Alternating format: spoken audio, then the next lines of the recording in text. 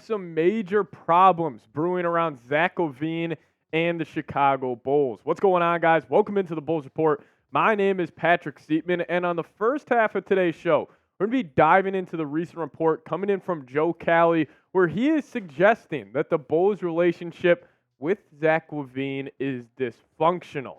Could that lead to a trade? We'll talk about that here in a second. But speaking about a Zach LaVine trade, on the second half of today's show, I cooked up 3 Zach LaVine trade ideas that I think could help get the Chicago Bulls out of this purgatory zone and help them kind of shift momentum to this rebuild and this youth movement. But before we dive into that, guys, I want to first off say thank you guys so much. We actually did just cross over 9,000 subscribers here on the channel, so that is all credit to you guys, so thank you so much again. But hey, if you guys haven't already, hit that subscribe button. Help us cross over 10,000 subscribers. I put out 2 videos on the channel yesterday talking about the Bulls Summer League and also another report around Zach LaVine. So if you guys don't want to miss a thing around your Chicago Bulls, hit that subscribe button, lock us in, and join the Bulls Report family here at Chat Sports. But this is a report coming in from Joe Cowley where he says, according to an NBA source attending Summer League play, not only does Arturas Karnisovas want to trade guard Zach LaVine because of the 3 years and $138 million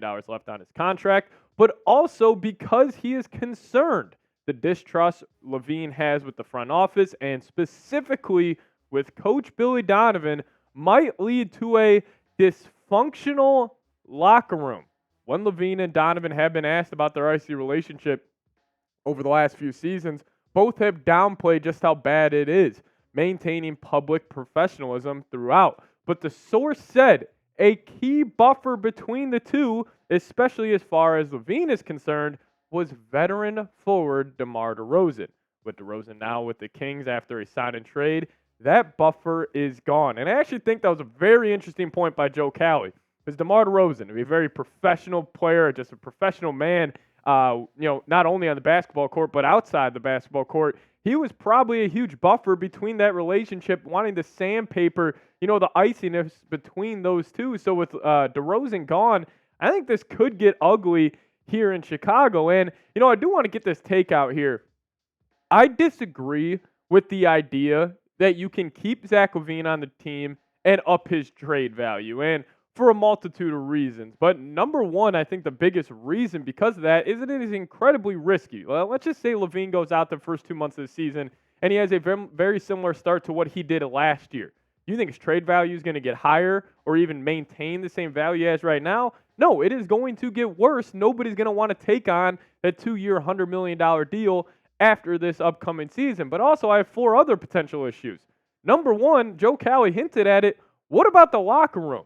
Right now the Bulls, they got 10 players under the age of 26 years old, and then you still have LaVine and Vooch, part of this, LaVine, DeRozan, Vooch era that we had in Chicago. Well, if you have some players on the team that are still kind of in the Zach LaVine camp and other players who are, I guess, in the youth movement Billy Donovan camp, there's going to be some sort of disconnect between the players, coaching, and, the rest of the players. I think that could be a huge issue that could arise. And, I've talked about the development here countless times here on the channel. I think development comes in the NBA with opportunity. And I don't think it, is like the NFL, for example, where you can have a rookie quarterback sit behind a veteran, obviously the Green Bay Packers and Jordan Love don't like giving them too much credit here on the channel, but, they played that perfectly. Like, they had Love develop behind the scenes. I don't necessarily think you could do that in the NBA. I think we saw that as a prime example with Kobe White and Ayo Dosunmu, the, development they took this past season when LaVine left the lineup due to the injury. We saw them, up their usage rate, up their shots per game, and overall up their development. And with LaVine in the lineup, I could see him hindering the development of Patrick Williams, of Modest Buzelis, and it could overall create some issues. And also this, I'm not saying Billy Donovan, has no blame for what has gone on in Chicago over the past couple of years. But the disconnect in the locker room, if you have Zach LaVine, maybe telling players at practice, walking out of practice, being like, man, what the hell is this guy Billy Donovan talking about? It could overall just lose respect from the whole for Billy Donovan. So I think that could be a huge issue, because if LaVine is telling other players like, man, F this dude Billy Donovan, how is he supposed to get a grip on this locker room and really help this Bulls team get to where they want to be? Not saying Billy D is the coach of the future in Chicago, but just for this upcoming year, it's almost like the Bulls would have to choose one, Billy Donovan or Zach LaVine. And at this point, I would choose Billy Donovan mainly because, with how bad this Bulls team was, hindered by injuries this past season, they still were able to scrap together a play-in tournament, appearance, and I actually thought they played hard, night in, night out. And then also just the drama. Like, I don't think we give this enough credit here when we're talking about these, players in the NBA is, I think if you're in a happy environment, you guys can take your own work life, for example. Like if you are working with a bunch of people who you enjoy working with, a bunch of people who, are supporting you, like you are going to go out there and, give it your 110%. But on the other hand of that, if you have, the drama of Zach LaVine, him and Billy Donovan aren't, on the same page, it could be tough to keep the main thing, and it could overall, cause problems. And we already have Zach LaVine's agent, Rich Paul, causing problems because I can't get over this quote, and I can't get over that this hasn't gotten enough media attention. He says, I want to make this clean and clear. This whole idea that Zach has been anything but professional in this situation is false. This guy has played hurt. He has represented the franchise with class. A lot has taken place during his time with the Bulls, and he's taken the high road every time. Does every player get frustrated at times? Yes. But Zach has been the ultimate professional and deserves better. And, I mean, Rich Paul, just tell the Lakers to come get your guy. Like, I think Rich and Zach LaVine and LeBron have had conversation behind closed doors where they are somehow going to try to facilitate a trade to him to the Los Angeles Lakers. I'm going to show you guys a trade idea here in just a second. But I'm sure, the Lakers front office is watching this, Team USA team play and see Anthony Davis and LeBron James be two of the top three players on that team. And they're probably suggesting, man, if we could somehow get Zach LaVine, LeBron could get the most out of him. You can, mask some of his defensive liability with the backbone of Anthony Davis. So I think the Lakers are my number one team right now in terms of where I think Zach LaVine will play. But hey, you guys let me know. Drop that name down below in the comments section. Drop that NBA team on where you think Zach LaVine will play next season. If it's the Chicago Bulls, you guys let me know as well. But answer that question on today's pinned comment. Now, coming up next, I'm going to go over 3 Zach LaVine trade ideas that actually don't have the Bulls giving up any of their first-round picks. We'll get to that here in a second. But first off, guys, I want to tell you about today's presenting sponsor, Game Time. If you guys are planning on buying a ticket to any event in the upcoming weeks, download the Game Time app and use promo code CHATSPORTS when you're making your first purchase.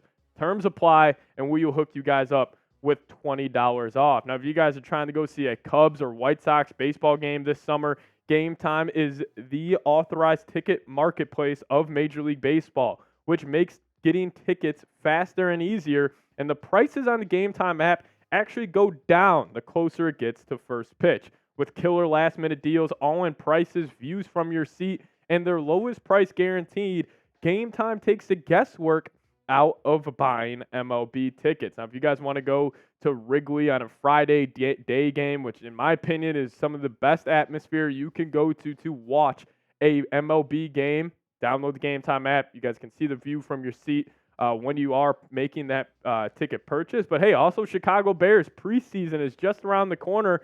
The Hall of Fame game actually is next Thursday. So if you guys want to buy tickets to that or any other sporting concert, theater event, Game Time is the number one way to do so. So download the Game Time app, use promo code CHATSPORTS. It's CHATSPORTS for $20 off your first purchase.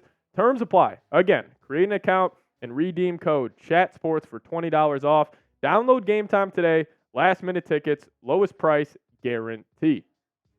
All right, let's dive into the 3 Zach LaVine trade ideas that could really help the Bulls kind of fast-track this rebuild and fast-track this, overall youth movement that we have going on in Chicago. And I teased it at the beginning of today's show. The number one team I think that could trade for Zach LaVine could be the Los Angeles Lakers. And I'm sure they are looking at the performance of LeBron, the performance of AD, over this, Team USA period. And they're saying those are 2 of the top 10 players in the world. We got to get more juice around them.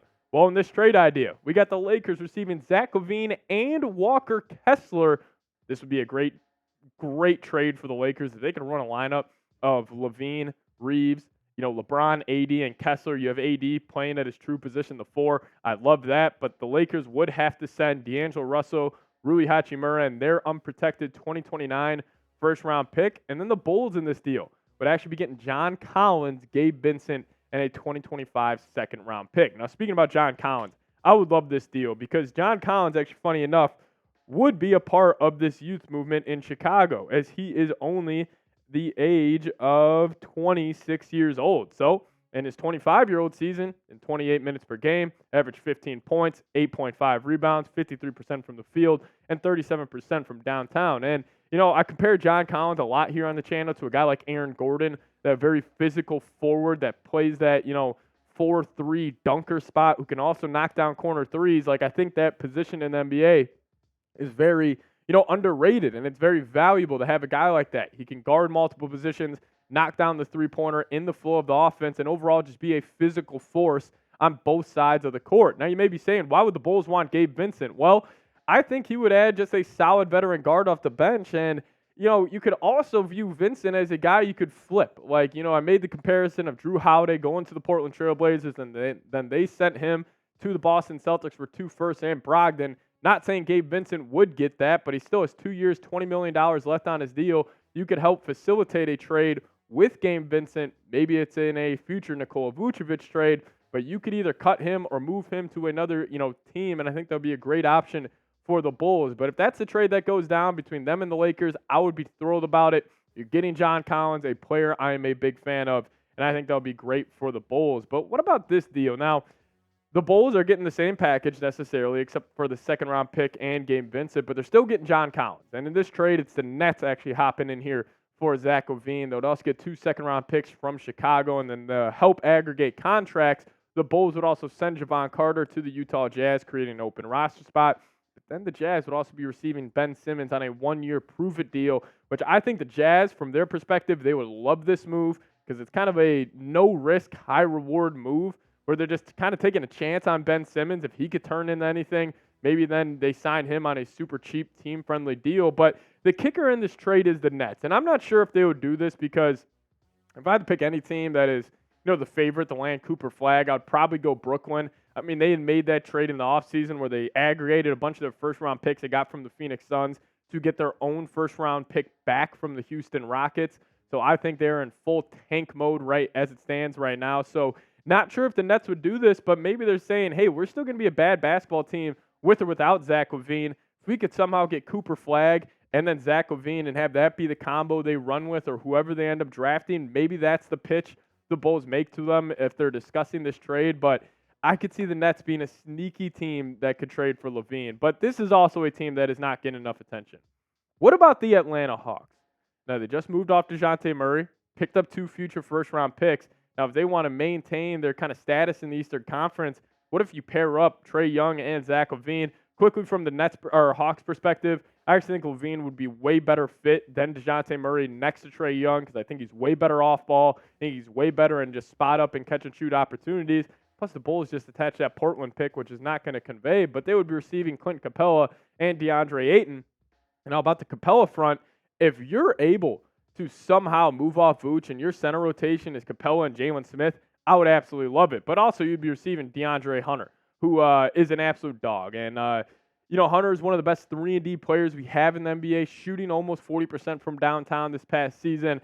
And I think he would just add another, layer to this Bulls young wing core of Buzelis, Julian Phillips, and Patrick Williams. You would have 4 wings who can switch multiple positions, knock down the 3 in the flow of the offense. And he has also got some playmaking ability. I've seen him a lot on the weak side. He's able to create for himself, create for others, get in the lane, hit that turnaround jump shot. He can really do it all. So if any of those 3 trades end up going down, I think it would be a massive win for our Chicago Bulls. But hey, if you guys made it to the end of today's video, a little longer here, but wanted to get you guys the latest around the Bulls. If you guys made it to the end, give me a C red down in the comments section, and I'll make sure to show you guys some love down below. And also, if you guys want to give me a follow on Twitter, that's the handle right there, @PatSieps. Give me a follow over there, and I'll give you guys a follow back. But thank you guys so much for watching today's show. See you guys next time. Go Bulls.